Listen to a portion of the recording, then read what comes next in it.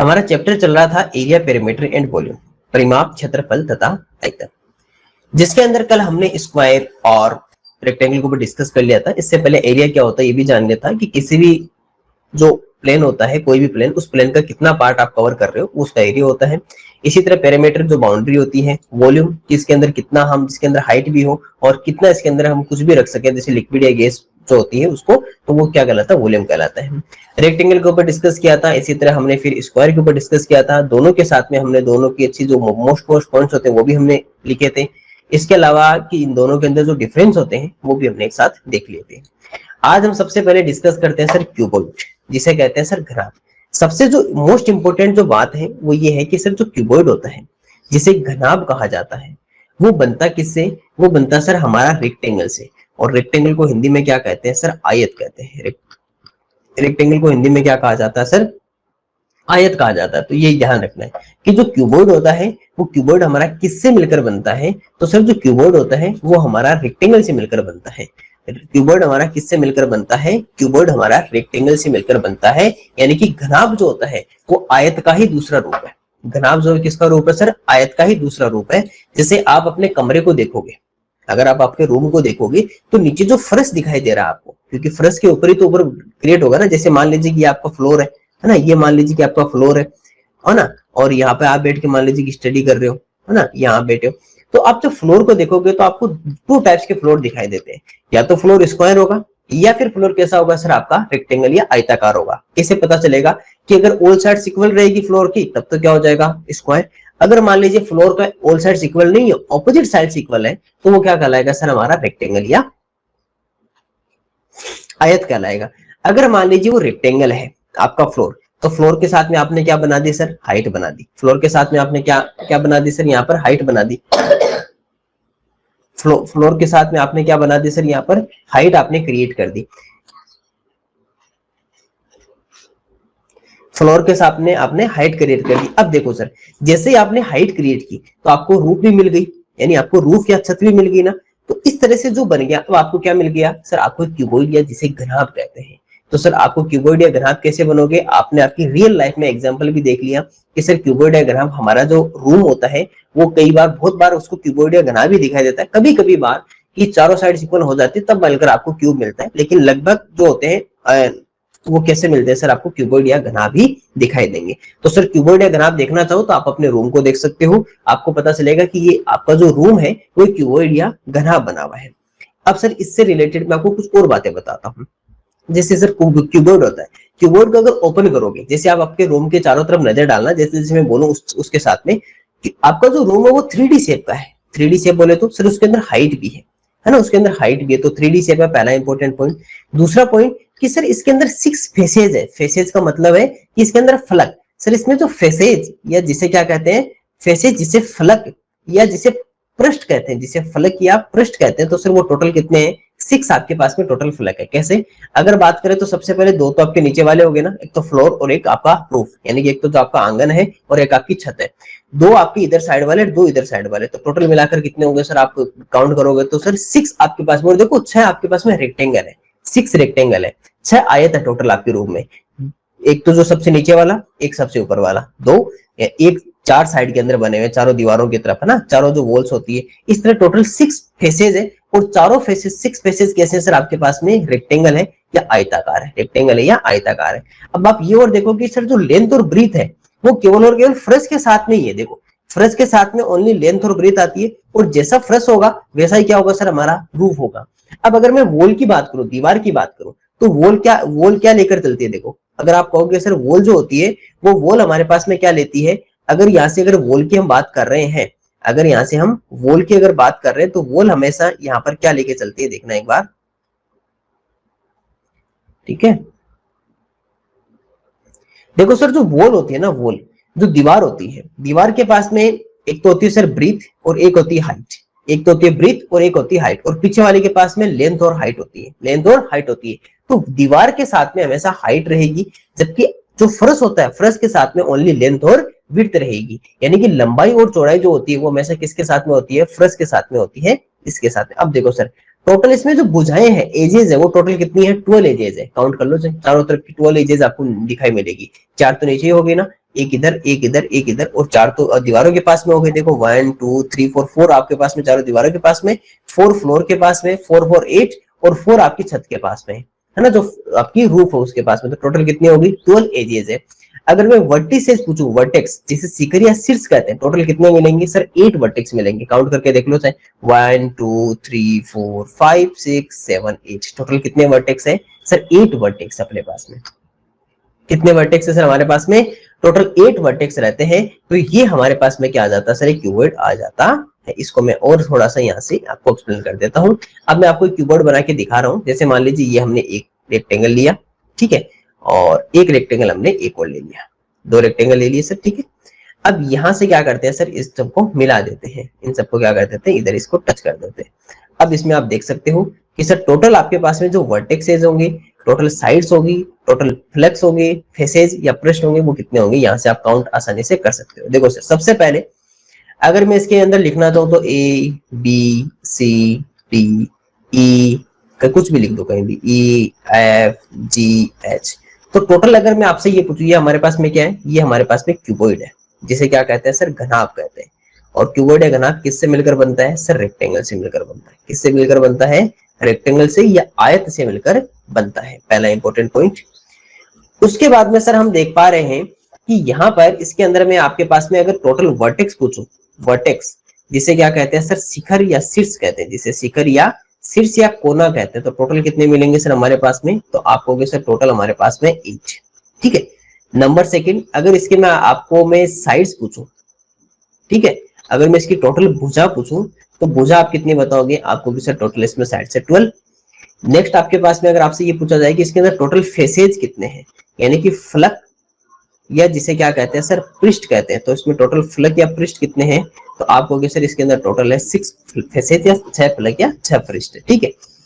अब इसमें देखो डायगोनल्स की अगर बात करोगे ना, तो डायगोनल्स आप इस तरह से, आप इसके अंदर कैसा डायगोनल रहेगा सर? यहाँ से इस तरह से डायगोनल रहेगा, तिरछा रहता है ना, तिरछा एकदम से जहां पर इस तरह से क्या रहेगा सर हमारा? एक डायगोनल, इसका ये डायगोनल रहेगा बीचों बीच से। अगर आपके रूम के अंदर मेरे को डायगोनल रखना हो तो यहाँ रखूंगा। अब ये जो डायगोनल है ना सर, यहाँ पे इसकी एक इंपॉर्टेंट बात बता देता हूँ। ये जो डायगोनल है ना, डायगोनल जिसे क्या कहते हैं? विकर्ण, विकर्ण कहते हैं। और आज मैं आपको डायगोनल से रिलेटेड एक बात बता रहा हूँ, कल के रेक्टेंगल और स्क्वायर में भी वो लागू होगी ये बात। डायगोनल जो होता है वो आपकी longest side of a geometrical figure, यानी कि किसी भी ज्यामितीय आकृति की सबसे लंबी जो भुजा होती है, सबसे लंबी जो भुजा होती है, वो कौन सी होती है सर? हमारा डायगोनल या विकर्ण होती है। ध्यान रखना, वो चाहे आप रेक्टेंगल में बात करो, चाहे आप स्क्वायर के लिए कहो, या फिर आप चाहे इसके लिए कहो, किसके लिए? अपने क्यूब या क्यूबॉइड, किसी के लिए भी कहो। लेकिन जो सर आपका डायगोनल होता है, जो आपका विकर्ण होता है, वो विकर्ण आपका सबसे लंबी भुजा, डायगोनल जो होता है वो सबसे लंबी भुजा जो होती है, वो हमारी सबसे लॉन्गेस्ट साइड या सबसे लंबी भुजा, ग्रेटेस्ट लेंथ जो होती है, वो कौन सी होती है? डायगोनल होती है। ध्यान रखना। अगर मैं आपसे ये क्वेश्चन करूं कि आपको मान लीजिए मैं एक छड़ देता हूं और मैं कहूंगी सबसे बड़ी छड़, सबसे लंबी से लंबी छड़ आप कहां रखोगे आपके रूम में? लेंथ, ब्रीथ, हाइट या डायगोनल? तो आपको सर हम सबसे, अगर हमें सबसे लंबी अगर छड़ रखनी है या सबसे लॉन्गेस्ट अगर आपको रोड रखनी है, तो आप क्या कहोगे? आप कहां रखोगे सर? हम रखेंगे इसको डायगोनल पे या विकर्ण पे रखेंगे। ये याद रखना। अगर मान लीजिए आपको सबसे लेंथ, लार्जेस्ट या सबसे ग्रेटेस्ट अगर आपको कुछ भी अगर रखना हो, जैसे रोड हो या लकड़ी की कोई बड़ी पट्टी हो, तो कहां रखोगी? वो हमेशा डायगोनल पे आप रखोगे, तो सबसे लॉन्गेस्ट साइड आएगी, सबसे लंबी भुजा आएगी। ये याद रखना। इनके फॉर्मूलाज हम आगे देखेंगे, इनका कौन सा फॉर्मूला किस तरह से यूज होता है, इनका सबका फॉर्मूलाज भी हमारे काम में आते हैं। चलिए सर, स्क्वायर क्यों, अब चलते हैं क्यूब। क्यूबॉइड अपना कंप्लीट हो चुका। एक मिनट, ठीक है सर, अपना क्यूबॉइड कंप्लीट हो चुका। अब चलते हैं सर हम क्यूब के ऊपर, किसके ऊपर डिस्कस करते हैं? हम करते हैं सर क्यूब के ऊपर डिस्कस। देखो सर, क्यूब या जो घन होता है ना, सबसे इंपॉर्टेंट बात, ये किससे मिलकर बनता है? ये सर स्क्वायर से मिलकर बनता है, जैसे हिंदी में क्या कहते हैं? वर्ग। तो सर स्क्वायर से मिलकर बनता है। स्क्वायर क्या होता है? जिसमें ऑल साइड्स आर इक्वल है। अगर इसके साइड्स टोटल इक्वल है, तो मुझे बताओ, चाहे हाइट हो या लेंथ हो, चाहे विड्थ हो, सब बराबर है। सब क्या है सर? इक्वल है, तो सबको ए मान सकता हूँ। सेम वही कहानी है कि इसके अंदर अगर मैं आपसे टोटल फेसेज पूछूं तो टोटल फेसेज कितने हैं सर, 6 फेसेज, 6 फलक या फ्रस्ट है। वर्टेक्स से आपसे पूछूं तो 8 वर्टेक्स, शीर्ष या शिखर है। एजेस पूछो तो टोटल कितनी रहेगी सर, 12 एजेस है। या बुझाई कितनी है तो सर आपके पास में 12 बुझाई। लेकिन सर इसमें रीजन क्या होता है कि इसमें सभी साइड्स क्या होती है, ए, क्योंकि आपकी जो विड्थ, लेंथ और हाइट तीनों इक्वल रहती है इसके अंदर, क्योंकि आपके पास में क्या है, क्यूब है, घन है। तो जब इक्वल है तो सभी आपके पास में क्या रहेगी सर, इक्वल रहेगी। तो लेंथ, ब्रीथ और विड्थ तीनों इसमें क्या होती है, इक्वल होती है। जैसे यहाँ लिखा हुआ ना, हाइट, लेंथ और विड्थ तीनों बराबर है, लंबाई, ऊंचाई, चौड़ाई की तीनों क्या रहती है, बराबर रहती है, इक्वल रहती है। ठीक है, इसमें क्यूब में इतना ही, ज्यादा कुछ समझने का नहीं है। यहाँ देखिएगा सर, क्यूबॉइड और क्यूब में क्या क्या डिफरेंस है। अगर हम क्यूबॉइड और क्यूब में डिफरेंस देखें, अगर आप क्यूबॉइड और क्यूब में डिफरेंस देखना चाहो तो सर ज्यादा कुछ नहीं होता, सब कुछ सेम रहता है। बस डिफरेंस क्या होता है कि क्यूबॉइड में आपकी जो लेंथ, ब्रीथ और विड्थ है वो तीनों, हाइट जरूरी नहीं कि वो इक्वल हो, लेकिन आपका जो क्यूब होता है, घन होता है, उसमें लेंथ, ब्रीथ और हाइट, लंबाई, चौड़ाई तथा ऊंचाई तीनों क्या रहेगी सर, इक्वल इक्वल रहेगी। तो छोटी छोटी बातें आप सीख जाओगे ना। अब चलते हैं सर हम आपके पास में सर्कल या वृत्त। सर्कल या वृत्त, सर्कल या वृत्त क्या होता है, देखो सर, कोई भी ऐसे राउंड आकार जो सर्कल ऐसे गोल गोल हो ना, उसे क्या कहते हैं सर, हम सर्कल या वृत्त कहते हैं। सबसे इंपॉर्टेंट बात कि सर ऐसा जो गोल बना हुआ होता है पूरा एकदम से कंप्लीट, उसे क्या कहते हैं सर, हम सर्कल या वृत्त कहते हैं। इस बात का ध्यान रखना। अब सर जब सर्कल या वृत्त हो चुका, आपको मैं इसको थोड़ा सा ड्रॉ करके दिखाता हूँ, है ना। इसका नया एक ड्रॉ करता हूँ यहाँ पे, आपको और बेटर थोड़ा फीलिंग अच्छी आएगी, है ना। अच्छा फील करने के लिए आपको अच्छा समझाते हैं।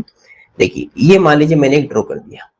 क्या ड्रॉ कर दिया मैंने सर, मैंने एक सर्कल ड्रॉ किया। अब इस सर्कल से रिलेटेड में कुछ आपको पॉइंट सिखाऊंगा, है ना, वो सीखना। देखिए सर, सबसे पहले ये हमारे पास में क्या है, इसे कहते हैं सर हम सर्कल कहते हैं। इसे क्या कहते हैं, सर्कल कहा जाता है। ये हमारे पास में हो गया सर्कल या वृत्त। देखो इतना धीरे धीरे पढ़ा रहा हूं, मैं चाहता हूं कि जब मैं समझाऊं तो ये जो इमेजेस में बना रहा हूं ना, ये इमेजेस आपके माइंड में एकदम फिट टू फिट हो जाए। मेरा यही एक मकसद है कि मेरा एम ये है, टारगेट, कि आपको जब मैं पढ़ा रहा होता हूँ तो जो मैं आपको जो बोल रहा हूँ और जो इमेजेस में यहाँ से क्रिएट कर रहा हूँ, वो इमेजेस आपके माइंड में एज इट इज जैसी कैसी क्रिएट हो जाए। तो आप भी कोशिश कीजिए मेरे साथ साथ कि इन इमेजेस को अपने माइंड में बनाने की और अपने माइंड में याद रखने की। देखो सर, अगर आपके पास में सर्कल है, वृत्त है, तब इससे रिलेटेड कुछ मैं प्रॉपर्टीज बताता हूँ। देखो आप अगर मान लीजिए मैं एक, जैसे मान लीजिए आपकी स्कूल में, स्कूल छोड़िए, आप मान लीजिए कहाँ कुछ स्कूल में जाते हो तो आपको पता चलता है ना कि सर इस स्कूल की ये खासियत है ना, ये इसकी प्रॉपर्टीज है, ये स्टूडेंट ऐसा है, ये काम ऐसे करते हैं, ये टीचर्स में इस टाइप के टीचर है ना। इसी तरह हम सर्कल की जब बात करेंगे तो हम सबसे पहले सर्कल के बारे में जानते हैं। देखो सर, इसके चारों तरफ जो आपके पास में दिखाई दे रहा है ना, इसे पेरीमीटर जो होता है, यहाँ पर इसका नाम लिखा जाता है सरकमफ्रेंस। इसका क्या नाम लिखा जाता है, सरकमफ्रेंस इसका नाम लिखा जाता है। इसे क्या कहते हैं, सरकमफ्रेंस। सरकमफ्रेंस जिसे हिंदी में कहते हैं सर परिधि कहते हैं, जिसे हिंदी में क्या कहते हैं, परिधि कहते हैं। तो चारों तरफ का जो बना हुआ होता है उसे कहते हैं सर सरकमफ्रेंस, जिसे हिंदी में परिधि कहा जाता है। और इसका जो फॉर्मूला होता है फाइंड आउट करने का, वो होता है सर 2 पाई और आर। अभी बता देंगे 2 पाई आर क्या है, एक बार के लिए याद रखिएगा। इसके बाद में सर नेक्स्ट पॉइंट, इसके बाद में यहाँ से नेक्स्ट पॉइंट देखिएगा। एक सर इसके अंदर आपको मैं एक छोटी बात बताना भूल गया कि इसके अंदर जो बीचों बीच एकदम मिडिल में यहाँ क्या होता है सर, इसका, इसे कहते हैं सर हम सेंटर कहते हैं। इसे क्या कहते हैं, सेंटर कहते हैं। तो इसका भी मैं इसको भी नोट डाउन कर देता हूँ। इसे हम क्या कहेंगे, ये हमारे पास में सर सेंटर, इसका ये क्या सर हमारे पास में सेंटर, जिसे कहते हैं सर केंद्र। जिसे क्या कहेंगे सर, हम यहाँ पे केंद्र कहेंगे। जिसे क्या कहेंगे सर, हमारे यहाँ पर केंद्र कह देंगे। ठीक है, ये हमारे पास में केंद्र हो गया। अब देखो सर, अगर इस सेंटर से, अगर मैं यहां तक, इस सेंटर से लेकर, और अगर मैं इस सरकमफ्रेंस तक अगर मान लीजिए कोई लाइन अगर मैं ड्रॉ करता हूं ये, तो इसे पता है क्या कहेंगे सर, इसे कहेंगे हम रेडियस कहेंगे। इसे क्या कहेंगे, रेडियस कहा जाएगा। इसे क्या कहेंगे, रेडियस। इसे क्या कहेंगे, रेडियस कहेंगे। जिसे कहते हैं सर हम त्रिज्या कहते हैं हिंदी में। जिसे क्या कहते हैं, त्रिज्या। और इसको किससे डिनोट किया जाता है सर, आर से। अब ये जो आर है ना यहाँ पर, ये आर क्या है, यही त्रिज्या यहाँ पर इसमें काम में ली जाती है। तो याद रखना, centre to circumference, centre to circumference, केंद्र से लेकर परिधि तक, केंद्र से लेकर जो परिधि तक होता है उसे क्या कहते हैं सर, हम यहां से केंद्र तक से लेकर जो परिधि तक है उसे हम क्या कहेंगे यहाँ पर, रेडियस, या हम यहाँ पे त्रिज्या कहेंगे। यहाँ पर क्या करेंगे, हम त्रिज्या कहेंगे। इसे क्या कहेंगे सर, यहाँ से त्रिज्या कहेंगे। सर यहाँ पर होगी हमारी रेडियस, इसे क्या कहते हैं, रेडियस या त्रिज्या कहते हैं। ये भी डन। इसके बाद में सर हम चलते हैं, अब सर ये मान लीजिए कि ये जो लाइन है मेरे पास, ये जो लाइन है मेरे पास, इस लाइन को मान लीजिए मैं बढ़ाकर इधर भी इसको टच कर देता हूँ, इधर वाले भी यहाँ टच कर देता हूँ। ये लो सर, मैंने इसको दोनों तरफ बढ़ा दी, यानी कि दोनों तरफ, दोनों जो सरकमफ्रेंस उसके दोनों तरफ मैंने इसको टच कर दिया। जैसे ही आप इतना कर देते हो तो रेडियस तो अपनी कितनी होगी, यहां से लेकर यहां तक की तो रेडियस होगी। लेकिन अगर आप यहां से लेकर ये पूरा अगर कंप्लीट करते हो तो आप इसे क्या कहोगे, इसे कहोगे सर डायमीटर। इसे क्या कहेंगे, डायमीटर कहेंगे। क्या कहेंगे, डायमीटर कहेंगे।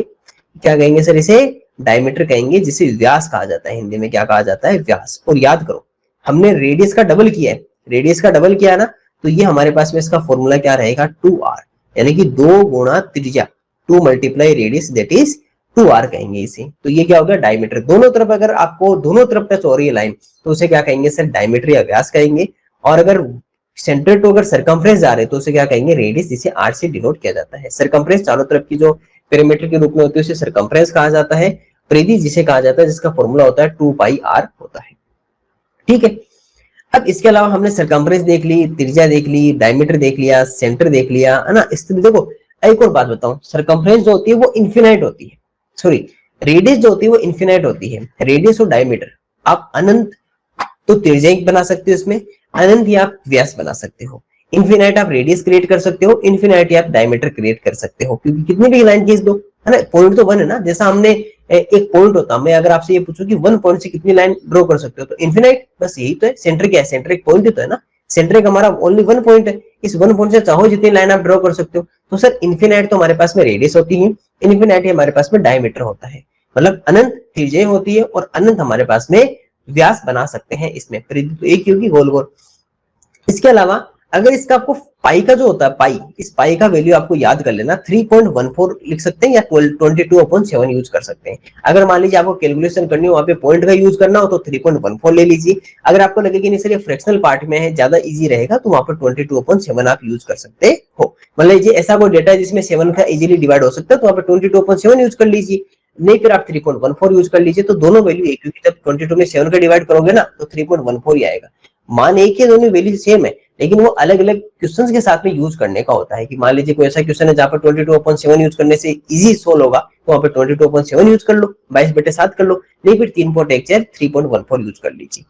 लेकिन सर्कल का जो एरिया होता है, क्षेत्रफल होता है, उसका फॉर्मूला होता है पाई आर स्क्वायर। याद करना, पाई आर स्क्वायर किसका फॉर्मूला होता है, एरिया ऑफ सर्कल। वृत्त के क्षेत्रफल का जो सूत्र होता है वो हमारे पास में होता है पाई आर स्क्वायर। क्या होता है, pi R square, that is pi, that is 22/7 और 3.14 हमारे पास में पाई का वैल्यू रहती है। पाई की वैल्यू याद कर लेना, 3.14 एंड 22/7 ये हमारे पास में पाई की वैल्यू है। एंड एरिया ऑफ सर्कल, वृत्त का क्षेत्रफल क्या है हमारे पास में, पाई आर स्क्वायर। सरकमफ्रेंस परिधि कितनी है, 2 पाई आर। रेडियस कितना है, आर। डायमीटर या व्यास कितना, 2r। ठीक है, ये सब ध्यान रखना। तो ये हमारा हो गया सर सर्कल। सर्कल में क्या होता है, सेंटर, सेंटर से सरकमफ्रेंस तक रेडियस, सरकमफ्रेंस चारों तरफ की होती है जिसे परिधि कहते हैं, रेडियस त्रिज्या कहते हैं। रेडियस का डबल कर देंगे तो हमारे पास में डायमीटर या व्यास मिल जाएगा, और जिसका फॉर्मूला 2 मल्टीप्लाई आर, 2 गुणा त्रिज्या रहता है। ठीक है, अब चलते हैं सर हम थोड़ा सा इससे आगे, और अब बढ़ते हैं सर ट्राइंगल, जिसे क्या कहते हैं, त्रिभुज कहते हैं। कौन कौन से ट्राइंगल्स होते हैं, उनका फॉर्मूलाज क्या होते हैं, उनका एरिया कैसे फाइंड आउट करेंगे, पेरीमीटर कैसे फाइंड आउट करेंगे, ये सब हम सीखेंगे अब ट्राइंगल के ऊपर। सबसे पहले देखो सर, ट्राइंगल, ट्राइंगल जिसके अंदर 3 एंगल हो, त्रिभुज जिसमें 3 भुजाएं होती है। सबसे पहले आपको जैसे मान लीजिए ऐसी कोई भी आपके पास में डायग्राम होगा, उसे कहेंगे सर ट्राइंगल, पहला point. Point number second, sir total sides 3, total vertex शीर्ष 3, एंगल 3। इसका मतलब कि ट्राइंगल में सब कुछ 3 होता है। साइड्स देखोगे 3, एंगल्स 3, वर्टेक्स यानी शीर्ष वो भी कितने हैं, 3। तो फिर वो क्या बनता है सर, हमारे पास में ट्राइंगल या त्रिभुज बनता है। जैसा आप यहाँ पर इस डायग्राम में आप देख सकते हो, angle 1 2 3, angle 1, angle 2, angle 3, P Q R हमारे पास में वर्टेक्स है, साइड ये हमारे पास में टोटल साइड है, तो 3 साइड, 3 एंगल और 3 वर्टेक्स रहते हैं। इसके बाद में सर एक और इंपॉर्टेंट बात, ट्राइंगल जो होता है, त्रिभुज, त्रिभुज के जो टोटल एंगल्स होते हैं उनका सम कितना होता है, 180 डिग्री। त्रिभुज के तीनों कोणों का जो योग होता है उसका सम योग कितना होता है, 180 डिग्री। जैसे ए बी सी मान लीजिए इसके अंदर एंगल है, तो angle A, angle B and angle C total मिलाकर कितना हो जाएगा 180 डिग्री, 180 डिग्री हमारे पास में रहेगा। मान लीजिए टू वैल्यू आपको गिवन है 30 एंड 60, थर्ड वैल्यू पूछे तो 30 एंड 60 90, 90 उधर माइनस होगा तो हमारे पास में कितना आ जाएगा 90। तो ये आपको यहाँ से क्या याद रखना है कि ट्राइंगल जो होता है, ट्राइंगल के इनसाइड को जो इंटीरियर जो एंगल्स होते हैं, अंतः कोण जो होते हैं, उन सबका सम अगर कर दीजिए आप तो कितना मिलेगा आपको 180 डिग्री, 180 डिग्री हमारे पास में क्या रहेगा सर, ट्राइंगल के एंगल्स का सम रहेगा। त्रिभुज के कोणों का योग हमारे पास में कितना होता है 180 डिग्री होता है। मैं एक ही पॉइंट को 3 से 4 बार रिपीट कर रहा हूं ताकि आपको अच्छे से याद हो जाए। चलिए सर, ट्राइंगल में 3 साइड्स हो गई, 3 एंगल्स हो गए, 3 आपके पास में वर्टेक्स हो गए। ट्राइंगल के तीनों कोणों का योग हमारे पास में कितना होता है, त्रिभुज के तीनों कोणों के 180 डिग्री होता है। ट्राइंगल्स के जो एंगल्स होते हैं उनका सम कितना होता है 180 डिग्री। चलिए sir, next question, area and perimeter of A triangle. अब हमें एरिया फाइंड आउट करना है। यहाँ पर देखो सर, सबसे जो नॉर्मली जो हम यूज करते हैं एरिया ऑफ ए ट्राइंगल, किसी भी त्रिभुज के क्षेत्रफल को अगर आप नॉर्मली यूज करोगे तो उसके लिए फॉर्मूला आप ये वाला यूज करोगे, 1/2 मल्टीप्लाई बेस मल्टीप्लाई हाइट, 1/2 गुना आधार गुना ऊंचाई, ये याद कर लेना।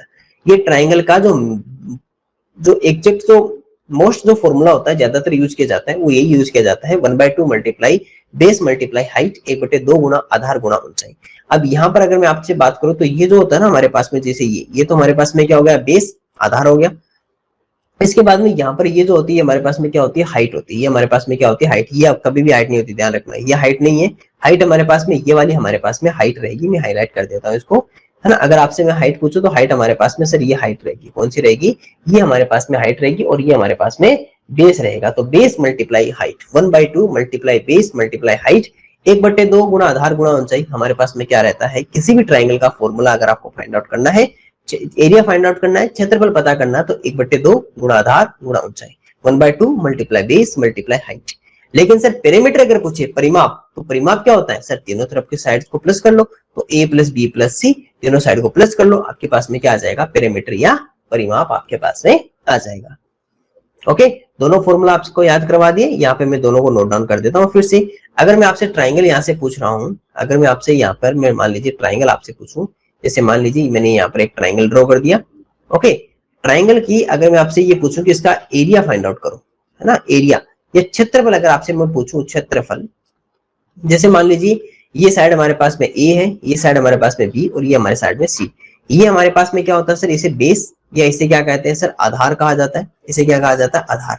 और यहाँ पर ये हमारे पास में क्या हो गया सर, ये हमारे पास में, क्योंकि यहाँ पर परपेंडिकुलर तो 90 डिग्री बनाएगा, और ये हमारे पास में क्या सर, हाइट, या जिसे क्या कहते हैं, ऊंचाई कहते हैं। इसका formula 1/2 multiply base multiply height, base multiply क्या होता है सर हमारे पास में हाइट, 1/2 गुणा आधार गुणा ऊंचाई, याद कर लेना, 1/2 गुणा आधार गुणा ऊंचाई हमारे पास में किसका सूत्र होता है सर, त्रिभुज के क्षेत्रफल का सूत्र होता है, area of triangle. Area of triangle हमारे पास में ये फॉर्मूला रहता है। अगर आपसे यहाँ पे मैं पेरीमीटर पूछ लूं, पेरीमीटर, है ना, पेरीमीटर जिसे कहते हैं सर परिमाप।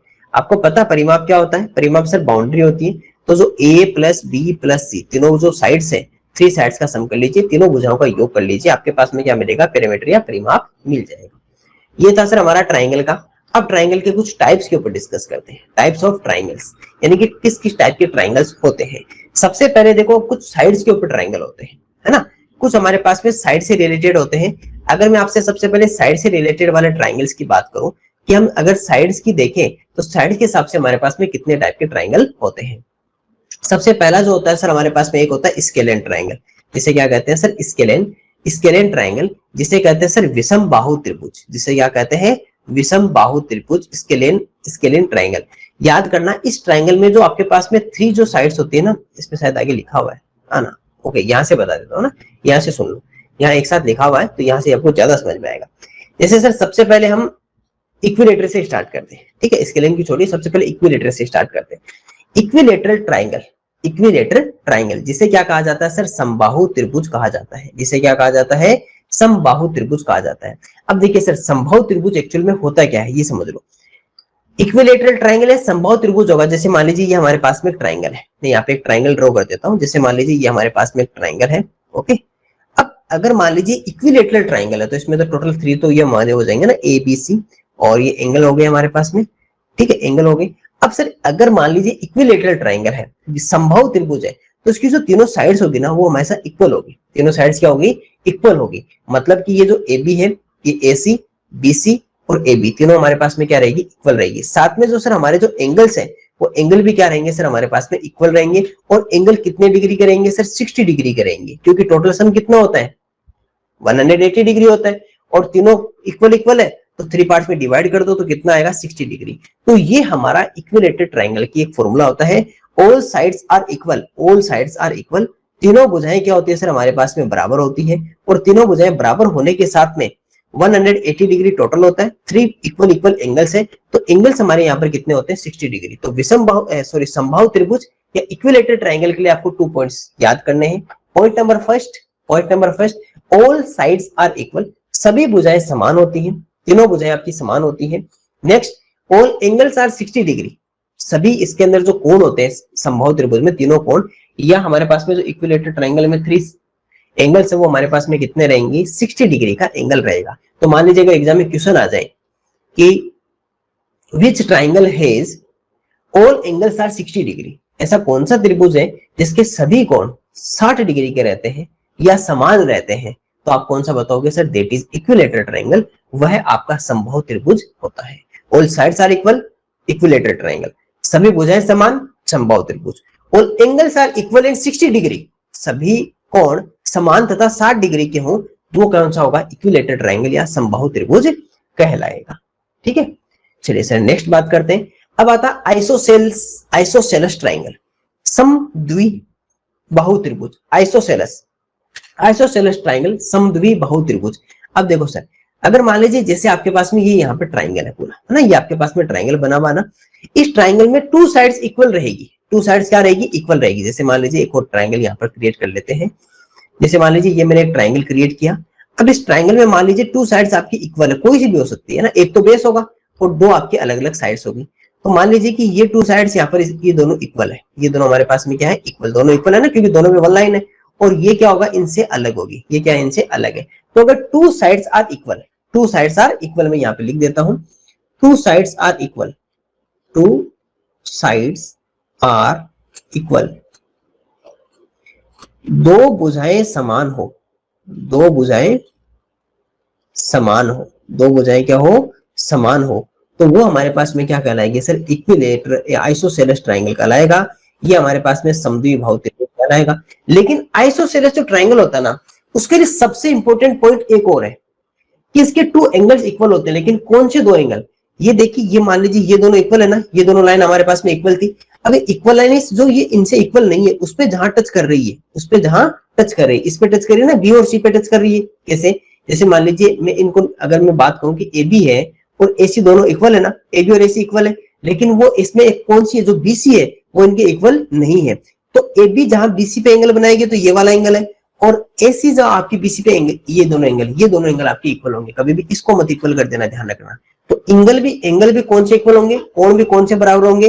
कि सर दोनों जो समान भुजाएं, जो इक्वल साइड्स है, वो जहां पे जाके टच कर रही है थर्ड साइड को, तीसरी भुजा को जहां पे जाके मिल रही है, वहां जो एंगल बनेंगे वो हमारे क्या कहलाएंगे? वो इक्वल एंगल्स कहलाएंगे। वो हमारे इक्वल एंगल्स होंगे, वो हमारे समान कोण होंगे। तो ये बहुत इंपॉर्टेंट पॉइंट है। बहुत बार मान लीजिए कि क्वेश्चन आ जाता है। जैसे मान लीजिए आपको एक क्वेश्चन, मान लीजिए मैं क्रिएट करके बताता हूँ। आपको क्वेश्चन दिया हुआ एग्जाम में, आपको एक ट्राइंगल दे दिया, ठीक है। ट्राइंगल आपको मान लीजिए कि ट्राइंगल पी क्यू आर, आपको एक ट्राइंगल दिया हुआ है, पी क्यू आर आपको ट्राइंगल दिया हुआ है। क्वेश्चन में लिखा हुआ है कि P Q and Q R equal है। P Q and Q R हमारे पास में क्या है? इक्वल है। और इसके साथ में आपको ये गिवन है, P Q and Q R आपको इक्वल है। एंड इसके अलावा एंगल पी आपको गिवन है सर 40 डिग्री। अब आपसे ये पूछा कि एंगल पी अगर आपका 40 डिग्री है, तो आपको ये बताइए कि एंगल क्यू हमारे पास में कितना होगा? एंगल क्यू हमारे पास में क्या है सर? हमारे पास में ये हमें फाइंड आउट करना है। अब देखिए सर, सबसे पहले आपको ये देखना है कि क्वेश्चन में गिवन क्या है। सर क्वेश्चन में गिवन है कि P Q and Q R equal है, मतलब पी क्यू तो ये वाला और क्यू आर ये वाला, ये दोनों हमारे पास में इक्वल है, ये इसके इक्वल नहीं है। तो सर 2 साइड्स इक्वल है, मतलब हमारे पास में एक ट्राइंगल कौन सा हो गया? आइसोसेलेस। ये कौन सा हो गया? समद्विबाहु त्रिभुज हो गया। सबसे इंपॉर्टेंट बात ये आपको पहले माइंड में पता चला, ठीक है सर। अब हमें ये पता है कि सर आइसोसेलेस अगर ट्राइंगल इक्वल है, तो ये जो एंगल्स होंगे, क्योंकि ये दोनों इक्वल है, तो ये जहां बनेगा ना, दोनों यहाँ पे टच कर रही है, दोनों एंगल क्या होंगे, बराबर होंगे। एक तो ये वाला एंगल, एक ये वाला एंगल। अब एंगल पी आपका 40 डिग्री है, तो एंगल पी कौन सा है, एंगल पी कौन सा सर हमारे पास में, ये हमारे पास में 40 डिग्री है। अगर ये 40 है तो ये भी हमारे पास में 40 होगा, क्योंकि दोनों इक्वल है ना, क्योंकि दोनों जहां टच करेंगे, दोनों लाइन जो सेम इक्वल जो लाइंस है, वो जहां पे थर्ड लाइन को टच करेगी, दो समान जो लाइन रेखाएं हैं, वो जहां पे तीसरी रेखा को से मिलेगी, वहां के जो एंगल बनेंगे वो दोनों इक्वल रहेंगे। अब सर ये वाला फाइंड आउट करना है। आपको पता ना, angle P plus angle Q plus angle R मिलकर कितना बनाएंगे सर, 180 डिग्री बनाएंगे। अब आपको पी और आर का तो पता चल गया कि ये भी 40 और ये भी 40, और क्यू का आपको नहीं पता है ना, तो 40 40 80 80 उधर चला जाएगा ना।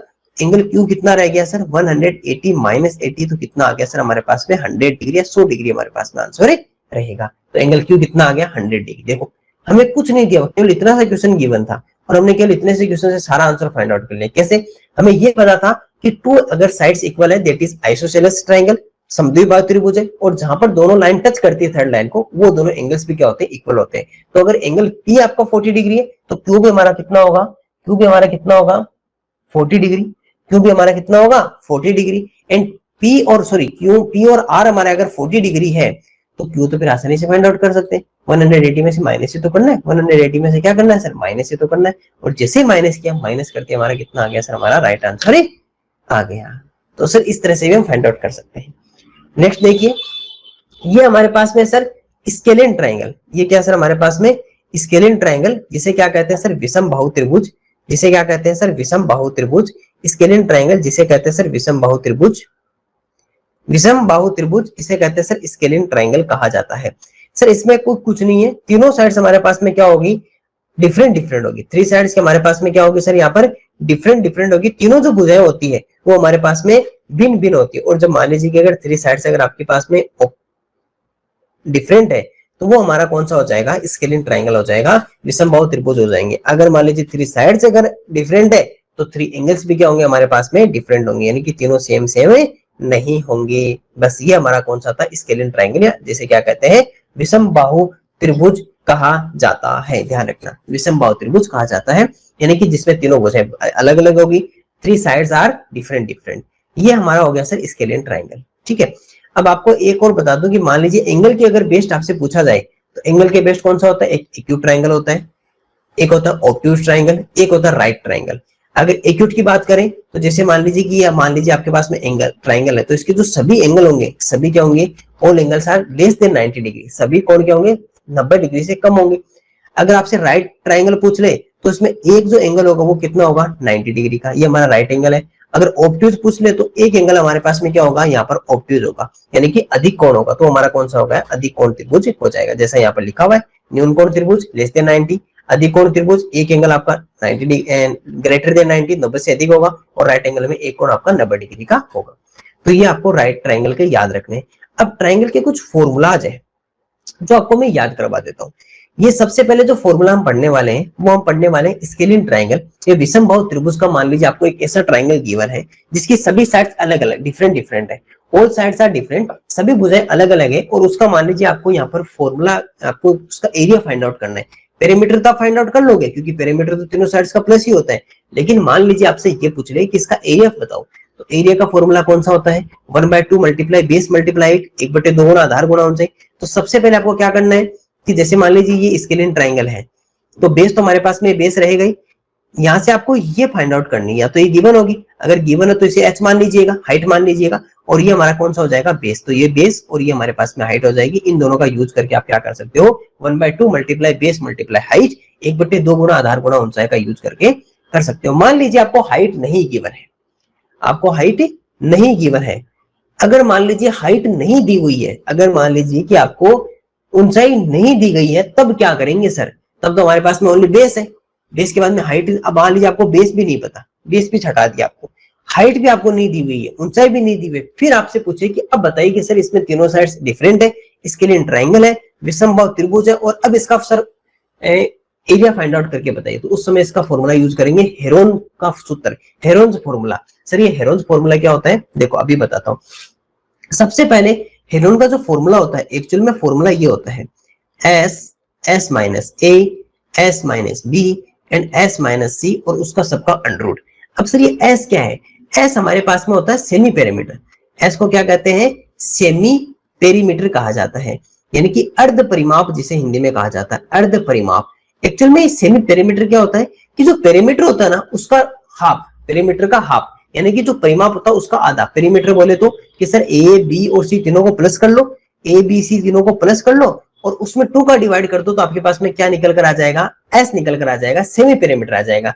अब उसका यूज हम यहाँ पे करेंगे तो एस, एस माइनस ए क्या है? साइड ये वाली, S minus B, S minus C, और देखो सब जगह बीच में मल्टीप्लाई है क्योंकि कोई भी साइन रहता है मल्टीप्लाई होता है और फिर इसका यूज करते हैं। चलिए मैं क्वेश्चन से आपको इसको फाइंड आउट यहाँ से बता देता हूँ। जैसे मान लीजिए आपके पास में ट्राइंगल है एबीसी का, पेरीमीटर आपका A plus B plus C होगा, सेमी पेरीमीटर अर्ध परिमाप क्या होगा? A plus D plus C upon 2। Area अगर आपसे फाइंड आउट करवाए तो S, S minus A, S minus B, S minus C का अंडर रूट। ये कब यूज में आता है? जब मान लीजिए ऐसा कोई ट्रायंगल आपके पास में गिवन है जिसमें आपके पास में बेस भी नहीं है, जिसमें आपके पास में बेस या आधार आपको नहीं दिया हुआ है, ठीक है, ये आपको नहीं पता। इसके अलावा हाइट भी आपको नहीं पता, अगर आपको हाइट या ऊंचाई भी आपको नहीं दी हुई है, ऊंचाई भी आपको नहीं दी हुई है, दोनों ही आपको नहीं गिवन है, और आपने कौन सा फॉर्मूला याद किया था? 1/2 मल्टीप्लाई बेस मल्टीप्लाई हाइट, 1/2 गुना आधार गुना ऊंचाई। अब ना तो आपके पास में बेस है ना आपके पास में हाइट है, तो कैसे निकालोगे? तो आप कैसे निकालोगे? तो सर सिंपल सा है कि हम इसके लिए हम यहाँ पर हेरोन फॉर्मूला का यूज करेंगे, हेरोन के सूत्र का हम यहाँ पे उपयोग करेंगे। अब हेरोन का फॉर्मूला कैसे यूज करते हैं वो मैं आपको यहाँ से देखो एक एग्जांपल के माध्यम से समझाता हूँ। एक क्वेश्चन यहाँ से क्रिएट कर रहा हूँ, उस क्वेश्चन के अंदर हम सीखेंगे। जैसे मान लीजिए आपके पास में एक क्वेश्चन गिवन है, एरिया फाइंड आउट करना है, उसकी 2 साइड्स, आपको जो 2 भुजाएं दी हुई है वो एक तो कितनी है सर? 18 सेंटीमीटर पता है और एक आपके पास में 10 सेंटीमीटर रेस्पेक्टिवली है, एंड द पेरीमीटर इज 42, और आपको जो परिमाप दिया हुआ है वो कितना दिया हुआ है? 42 सेंटीमीटर दिया हुआ है। अब सर सबसे पहले क्या करते हैं, यहाँ पर एक ट्राइंगल ड्रॉ करते हैं। तो ये सर हमारे पास में क्या हो गया? ट्राइंगल ड्रॉ हो गया, ठीक है। ये हमें ए बी और सी, आपको 2 साइड्स तो पहले से गिवन है 18 एंड 10 सेंटीमीटर, ठीक है। मान लेते हैं कि ये 18 सेंटीमीटर है और ये हमारे पास में 10 सेंटीमीटर अज्यूम कर लेते हैं, ये हमें नहीं पता, ठीक है, क्योंकि ओनली 2 साइड्स गिवन है।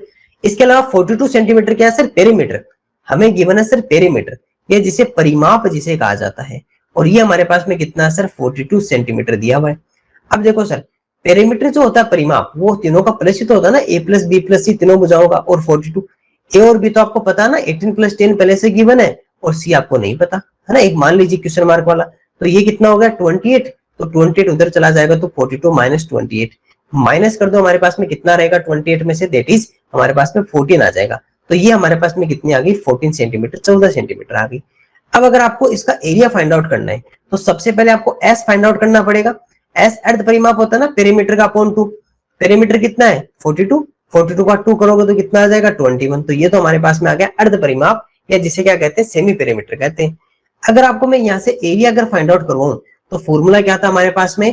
S, S minus A, S minus B and S minus C, ठीक है। एस का आपको पता है कि वैल्यू कितना है?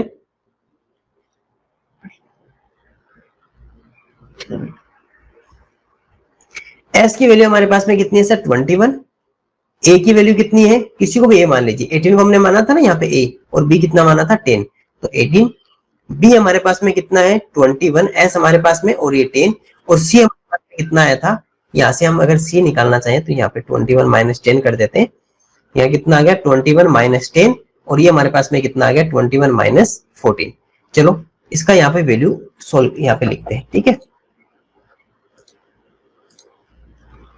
इसको यहाँ पर हम लिख देते हैं कि 21 बी से मल्टीप्लाई का साइन होता है, 18 में से करेंगे तो 3, 10 करेंगे तो सर हमारे पास में 11 आ जाएगा, और मल्टीप्लाई यहाँ पर करेंगे 14 माइनस 21, तो यहाँ पर कितना आ जाएगा? 6 और 1 हमारे पास में कितना आ जाएगा? 7 आ जाएगा। 6 और 1 कितना आ गया सर हमारे पास में? 21, और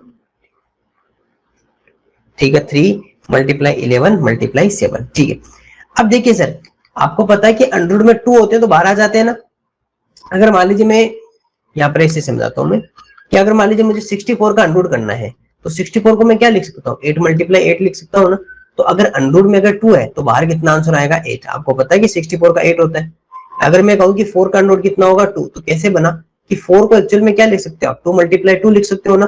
तो अगर अंडर रूट में 2 अगर कोई भी दो वैल्यू एक ही है तो बाहर कितनी आ जाएगी? 1 आ जाएगी। तो यहाँ भी यही हम कोशिश करेंगे कि 21 को क्या लिख सकते हैं सर, 3 मल्टीप्लाई 7 लिख सकते हैं ना, 3 7 या 21 मल्टीप्लाई 3 मल्टीप्लाई 11 मल्टीप्लाई 7, बाकी कोई ऐसे फैक्टर्स नहीं हो सकते। आपको पता 3 2 टाइम है और 7 भी 2 टाइम है, तो बाहर कितना आ जाएगा सर, 3 मल्टीप्लाई 7 बाहर आ जाएगा, अंडर 11 ऐसा का ऐसा रह जाएगा। तो 21 मल्टीप्लाई 11 सेंटीमीटर क्या रहेगा सर, इसका राइट आंसर रहेगा 21 अंडर 11 सेंटीमीटर स्क्वायर। ये क्या आ जाएगा आपके पास में 21 अंडर 11 सेंटीमीटर। तो ऑप्शन नंबर डी आपका क्या रहेगा, राइट आंसर रहेगा। दोबारा देख लीजिए, सबसे पहले आपको दो साइड दी हुई थी, अगर आपको पेरीमीटर गिवन है 42 सेंटीमीटर, टू साइड्स आपको 18 और 10 गिवन है, आपने थर्ड साइड फाइंड आउट की, दैट इज 14 आ गई, क्योंकि आपने 21 उसमें से 28 माइनस कर दिया, तो हमारे पास में थर्ड साइड 14 आ गई। अब आपने जब पेरीमीटर सेमी पेरीमीटर निकालना है, अगर आपको अर्ध परिमाप फाइंड आउट करना है, तो पेरीमीटर में 2 का डिवाइड कर दो, तो यहाँ पर टोटल जो पेरीमीटर है 42 में 2 का डिवाइड करोगे तो कितना आ जाएगा, 21 आ जाएगा। अब आपको एरिया क्षेत्रफल का फॉर्मूला क्या होता है, S, S minus A, S minus B and S minus सी।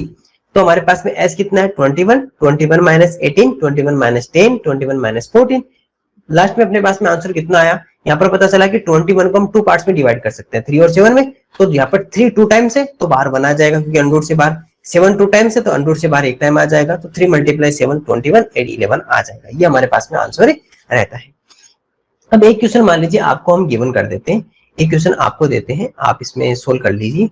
इस क्वेश्चन को एक क्वेश्चन लिख देते हैं कि एक ट्राइंगल है, यहाँ पे सीधा एक सिंबल छोटा ड्रॉ करके बता देता हूँ। एक मान लीजिए ट्राइंगल है और ट्राइंगल आपको गिवन है, मान लीजिए पी क्यू आर गिवन है, ठीक है, और इसकी जो साइड्स आपको गिवन है, ये हमारे पास में 5 सेंटीमीटर गिवन है, ये हमारे पास में 10 सेंटीमीटर गिवन है, और ये हमारे पास में 8 सेंटीमीटर गिवन है। आपको इसका एरिया फाइंड आउट करना, आपको ये तो पता चलेगा ना, 3 साइड्स डिफरेंट डिफरेंट, तो ये स्केलिन ट्राइंगल विषमबाहु है, इसका एरिया या क्षेत्रफल आपको पता करना है, एरिया या क्षेत्रफल आपको पता करना है। फटाफट से इसका आंसर पता कीजिए। चलिए, ये हमारे पास में क्वेश्चन है, इस क्वेश्चन में हमने थोड़ा सा चेंज ये कर दिया कि 5 सेंटीमीटर की जगह 6 सेंटीमीटर लिया, क्यों, क्योंकि डेटा सही हो जाए। अब देखो सर, सबसे पहले हम जाते हैं अपने हेरोन के फॉर्मूला पे। हमने सर हेरोन के फॉर्मूला में ये देखा कि सबसे पहले हमें सेमी पेरीमीटर फाइंड आउट करना है, a plus B plus C upon 2। देखो सबसे पहले फॉर्मूला से स्टार्ट करोगे तो ज्यादा समझ में आएगा और याद भी रहेगा। अब सर यहाँ पर a हमें किसको वैल्यू करें, एक हमें b अज्यूम करना है, एक c करना है, तो किसी को मान लीजिए, जैसे मान लीजिए a को 6 सेंटीमीटर मान लिया, b हमारा 10 सेंटीमीटर मान लेते हैं और c हमारा 8 सेंटीमीटर मान लेते हैं। ये सर सबसे पहले हमने a b और c यहाँ पर डिनोट कर लिए, इनको लिख दिया। अब सर उसके बाद में हम s फाइंड आउट करते हैं। s क्या कहता है, तीनों का प्लस करो, तो ये लो सिर्फ तीनों का प्लस कर लिया, अपॉन में 2 करो। s बोले तो सेमी पेरीमीटर, अर्ध परिमाप, यानी कि टोटल पेरीमीटर क्या होता है, ये हमारे पास में टोटल पेरीमीटर है, परिमाप है ना, तीनों साइड्स का प्लस उसका हाफ कर दो, तो कितना आ गया सर हमारे पास में 24 upon 2 that is 12 centimetre, 12 centimetre आ गया। ये हमारे पास में हो गया सेमी पेरीमीटर। इसके बाद में हम यहाँ पर एरिया फाइंड आउट करते हैं, तो इस फॉर्मूले का यूज करेंगे। अब देखो सर, एस जो हमारे पास में निकल कर आया वो कितना आया, 12 सेंटीमीटर, तो 12 माइनस ए कितना हमारे पास में 6, उसके बाद में फिर से एस आ गया ना, तो 12 माइनस बी हमारे पास में कितना है, यहाँ पर 10 सेंटीमीटर है तो 10, उसके बाद में फिर से एस आ गया, एस दैट इज 12, क्योंकि 12 है ना, और बी हमारे पास में कितना, सी कितना 8। अब सर इनको ओपन कर लेते हैं, यहाँ पर आपने अगर अंडर लिख देते हैं, उसके बाद में 12 साइन है तो मल्टीप्लाई, यहाँ पर 6 मल्टीप्लाई, ये कितना हो गया, 16 हो गया, 2, ये 6 आ गया था, और ये हमारे पास में कितना आ गया, 4 आ गया। अब देखो सर कुछ का फैक्टर्स हो रहा है, तो पहले इनका फैक्टर्स कर लेते हैं। अगर मैं 12 के इस तरह से फैक्टर करूं, प्राइम फैक्टर से अगर मैं इसका करना चाहूं, 12 का प्राइम फैक्टर करूं, सर प्राइम फैक्टर क्यों करूं, मैं 12 को 6 मल्टीप्लाई 2 भी तो लिख दूं, क्योंकि 6 मेरे पास पहले से मिला हुआ है ना, तो हो सकता है कि 2 में 6 बना दूं, 2 6 बना दूं इसके अंदर, ताकि एक बाहर आ जाएगा। तो 6 मल्टीप्लाई 2 कर दिया और मल्टीप्लाई 6 मल्टीप्लाई 2 मल्टीप्लाई 4। अब देखो सर 1 6 और 1 6, अगर अंडर में 2 6 होते हैं तो बाहर कितना आ जाता है, 1। अंडर में 2 टाइम्स 2 है तो बाहर कितने टाइम्स आ जाएगा, 1 टाइम। और अंडर में 4 है, सिर्फ 4 तो का तो 2 होता है वैसे भी, अगर मैं अंडर 4 लिखूं तो अंडर 4 का तो वैसे भी कितना होता है, 2 होता है, तो इसका कितना आ गया 2। तो सर अंडर में कुछ रहा ही नहीं रहा। अब मल्टीप्लाई कर लो, 6 2 जा 12 और 12 2 जा 24, तो आंसर कितना आ गया, 24 सेंटीमीटर स्क्वायर, 24 वर्ग सेमी क्या रहेगा सर, इसका राइट आंसर रहेगा। इस तरह से सर आपको जब भी आपको हेरोन के फॉर्मूले का यूज करना हो, तो हेरोन का फॉर्मूला यूज करके आप किसी भी ट्राइंगल का इस तरह से आप उसका एरिया फाइंड आउट कर सकते हो। क्षेत्रफल आपको पता कर सकते हो, और पेरीमीटर आपको प्लस करना तो तीनों साइड्स का प्लस कर लो, आप उसका पेरीमीटर आपसे मिल जाएगा। तो ये था सर हमारा स्केलिन ट्राइंगल या विषमबाहु त्रिभुज का अगर आपको फाइंड आउट करना हो, जब आपके पास में बेस और हाइट दोनों ही नहीं हो, आधार तथा ऊंचाई दोनों ही नहीं हो, उस समय आप कैसे इसका फॉर्मूला फाइंड आउट कर सकते हो। ये था हमारा स्केलिन। अब चलते हैं सर इक्विलेटरल ट्राइंगल। अगर मान लीजिए आपके पास में इक्विलेटरल ट्राइंगल आ जाता है, अगर आपके पास में समबाहु त्रिभुज आ जाता है, समबाहु त्रिभुज बोले तो, इक्विलेटर बोले तो सर सभी साइड्स इक्वल है, तीनों भुजाएं आपकी बराबर बराबर है और तीनों कोण आपके बराबर बराबर है, all three sides are equal and all angles are equal. अगर मान लीजिए ऐसा हो तो इसके लिए इक्विलेटरल ट्राइंगल का फॉर्मूला याद कर लेना, √3/4 मल्टीप्लाई साइड स्क्वायर, √3/4 गुना भुजा स्क्वायर, और भुजा क्या होगी, ये वाली जो होती है हमारे पास में साइड होती है, क्योंकि साइड तीनों इक्वल इक्वल होगी तो कोई सी भी एक, मान लीजिए 5 सेंटीमीटर है तो ये भी हमारे पास में 5 सेंटीमीटर रहेगी, ये भी 5 सेंटीमीटर रहेगी, है ना, क्योंकि आपके पास में इक्विलेटरल ट्राइंगल है। तो इसका फॉर्मूला क्या होता है, √3/4 ए स्क्वायर, मतलब कि भुजा स्क्वायर साइड स्क्वायर, और पेरीमीटर क्या होता है, तीनों का प्लस होता है तो 3 हो जाएगा। पेरीमीटर या परिमाप क्या होता है, तीनों साइड्स का प्लस कर लो, तो ये तो क्या आ जाएगा पेरीमीटर। और अगर एरिया फाइंड आउट करना है तो इसका फॉर्मूला क्या होता है, √3/4 मल्टीप्लाई साइड स्क्वायर, √3/4 गुना भुजा स्क्वायर, ये आपको याद रखना है। अब मान लीजिए मैं कुछ आपको एरिया के फॉर्मूला, ये ट्राइंगल के फॉर्मूला बता देता हूँ। मान लीजिए आपको क्वेश्चन में गिवन देखो क्या क्या है। अगर मान लीजिए क्वेश्चन में गिवन है, हाइट आपको गिवन है, बेस आपको गिवन है, ऊंचाई और आधार आपको दिया हुआ है, तो आप कौन सा फॉर्मूला यूज करोगे, sir 1/2 multiply base multiply height, 1/2 गुना आधार गुना ऊंचाई, और पेरीमीटर परिमाप क्या होता है, तीनों साइड्स का सम, थ्री साइड्स का सम, तीनों भुजाओं का योग होता है। अगर मान लीजिए आपको क्वेश्चन में ओनली 3 साइड्स गिवन है, तीनों भुजाएं आपको दी हुई है, बेस और हाइट आपको नहीं गिवन है, आपको आधार तथा ऊंचाई नहीं दी हुई है, तो कौन सा फॉर्मूला यूज करोगे, हेरोंज का फॉर्मूला यूज करोगे, जो कौन सा होता है, सबसे पहले सेमी पेरीमीटर फाइंड आउट करेंगे, अर्ध परिमाप s, a + b + c/2, और उसके बाद फॉर्मूला क्या होगा, s - a s - b s - c का अंडर। ठीक है। इसके अलावा मान लीजिए इक्विलेटरल ट्राइंगल हो, अगर आपको समबाहु त्रिभुज अगर दे दिया जाए और फिर आपको कहे कि इसका एरिया फाइंड आउट करो, यानी कि ऐसा कोई ट्राइंगल है जिसकी ऑल साइड्स आर इक्वल है, तो आप कौन सा फॉर्मूला यूज करोगे, √3/4 मल्टीप्लाई साइड स्क्वायर, √3/4 गुना भुजा स्क्वायर। तो ये जो 3 फॉर्मूला बताए हैं आपको, ये अलग अलग बताएं कि आपको क्वेश्चन में क्या गिवन है, हाइट और बेस गिवन है, ऊंचाई आधार दिया हुआ है तो 1/2 गुना आधार गुना ऊंचाई, 1/2 मल्टीप्लाई बेस मल्टीप्लाई। अगर मान लीजिए आपको स्केलिन ट्राइंगल दिया हुआ है, विषमबाहु त्रिभुज आपको दिया हुआ है, ओनली 3 साइड्स आपको पता है, तीनों भुजाएं आपको पता है, तो आप उसका हेरोंज का फॉर्मूला यूज करो, है ना। और अगर आपको इक्विलेटरल ट्राइंगल समबाहु त्रिभुज अगर गिवन है तो एरिया फाइंड आउट करने के लिए √3/4 मल्टीप्लाई साइड स्क्वायर, √3/4 गुना भुजा स्क्वायर का यूज करेंगे। एक होती है sir Pythagoras theorem. Pythagoras theorem क्या होती है कि मान लीजिए एक राइट एंगल ट्राइंगल अगर आपके पास में हो, समकोण त्रिभुज अगर आपको दिया हुआ हो, तो वहां पर हम किसका यूज करते हैं, पाइथागोरस थ्योरम या पाइथागोरस प्रमेय का यूज करते हैं, जिसके अंदर हमारे पास में यहाँ पे 90 डिग्री एंगल होता है, एक हमारे पास में बेस या आधार होता है, एक हमारे पास में परपेंडिकुलर लंब होता है, और एक हमारे पास में हाइपोटेनियस कर्ण होता है। और सबसे जो ग्रेटेस्ट, सबसे बड़ी भुजा, तो सबसे लॉन्गेस्ट लेंथ होती है, वो कौन सी होती है, हाइपोटेनियस या कर्ण। और हमेशा हाइपोटेनियस या कर्ण जो होता है वो 90 डिग्री के सामने ही रहता है, ये बात भी याद रखना, 90 डिग्री के सामने ही आपका हाइपोटेनियस या कर्ण रहता है। इसका एक फॉर्मूला याद कर लेना, hypotenuse square equals to perpendicular square plus base square, कर्ण स्क्वायर, ये जो बड़ी वाली भुजा, इस कर्ण का स्क्वायर बराबर लंब स्क्वायर प्लस आधार स्क्वायर, बाकी आप एक दूसरे से ट्रांसफर करके आप फाइंड आउट कर सकते हो। लेकिन मेन फॉर्मूला आपको कौन सा याद रखना है कि हाइपोटेनियस का जो स्क्वायर है वो perpendicular square plus base square, कर्ण स्क्वायर बराबर लंब स्क्वायर प्लस आधार स्क्वायर होता है। और एरिया फाइंड आउट करनी है तो आपको पता, देखो परपेंडिकुलर आपको लेंथ, ये जो लंब होता है ना, इसे आप क्या मान सकते हो, हाइट मान सकते हो, और बेस आपको आधार दिया हुआ है, तो बेस और हाइट दोनों आपको गिवन है, आधार तथा लंबाई दोनों दी हुई है, ऊंचाई दी हुई है, तो 1/2 गुना आधार गुना ऊंचाई, 1/2 मल्टीप्लाई बेस मल्टीप्लाई हाइट का आप यूज कर सकते हो। ये फॉर्मूलाज आपको याद करने ही होंगे, है ना। और कैसे याद करने, कोई ज्यादा बड़ा काम नहीं है, रोज अगर इसको 2-3 बार आप पढ़ लोगे, डेली का 3 टाइम्स देखना, अगले 5 डेज तक आपको ये याद हो जाएंगे। लेकिन ये आपको याद करने, सबसे पहले पाइथागोरस में आपको छोटा सा रिवीजन करवा देता हूँ। पाइथागोरस थ्योरम, पाइथागोरस प्रमेय कब यूज आती है, सर राइट एंगल ट्राइंगल होना चाहिए, समकोण त्रिभुज होना चाहिए, वन एंगल इज 90 डिग्री, एक कोण आपका 90 डिग्री का होना चाहिए, तब हम इसका यूज करेंगे। इसका मेन जो फॉर्मूला है, जो मुख्य जो इसका सूत्र है, वो हमें कौन सा याद रखना है, वो हमें ये वाला याद रखना है, hypotenuse square equals to perpendicular square plus base square. कर्ण स्क्वायर बराबर लंब स्क्वायर प्लस आधार स्क्वायर, ये आपको याद रखना है। और सबसे जो बड़ी भुजा होती है वो कौन सी होती है, कर्ण। लॉन्गेस्ट साइड कौन सी होती है इसकी, आपकी हाइपोटेनस होती है। और अगर इसका एरिया फाइंड आउट करना है, अगर आपको इसका एरिया फाइंड आउट करना है, तो एरिया फाइंड आउट करने के लिए तो आपको बहुत सबसे अच्छे से पता भी है कि सर अगर इसका एरिया फाइंड आउट करना है, तो एरिया फाइंड आउट करना हो तो आपको हाइट, यहाँ पर ब्रेथ बेस दिया हुआ है और हाइट दी हुई है। हाइट कौन सी हो जाएगी सर हमारे पास में, ये वाली हमारे पास में हाइट रहेगी, ये हमारे पास में बेस रहेगा। तो बेस मल्टीप्लाई हाइट 1/2, तो ये हमारा क्या हो जाएगा, इसका परपेंडिकुलर पाइथागोरस थ्योरम काम में ले सकते हैं। इक्विलेटरल ट्रायंगल संभव त्रिभुज आपको दिया हुआ हो तो एरिया फाइंड आउट करने के लिए √3/4 multiply side square. Screen triangle विषमबाहु त्रिभुज आपको गिवन है, बेस और एरिया, बेस और हाइट आपको नहीं पता है, आधार तथा ऊंचाई नहीं पता है, तो आप किसका यूज करोगे, यहाँ पर यूज करेंगे Heron's formula, that is s minus a s minus b s minus c। और s क्या है, सेमी पेरीमीटर अर्ध परिमाप है, जिसका a plus b plus c upon 2 formula होता है। हाइट और बेस ऊंचाई तथा आधार दिए हुए हो तो 1/2 मल्टीप्लाई बेस मल्टीप्लाई हाइट, 1/2 गुणा आधार गुणा ऊंचाई का आप यूज करोगे। तो ये तीनों हमारे पास में किसके फॉर्मूलाज है, ये हमारे पास में फॉर्मूला है, यहाँ पर हमारे पास में ये हमारे पास में फॉर्मूलाज हो गए सर ट्राइंगल के फॉर्मूलाज। तो इस तरह से सर हम आज की क्लास में ट्राइंगल के फॉर्मूला तक कंप्लीट करते हैं। इनको एक बार वापस से क्लास को देखिएगा और सब कुछ याद कीजिएगा।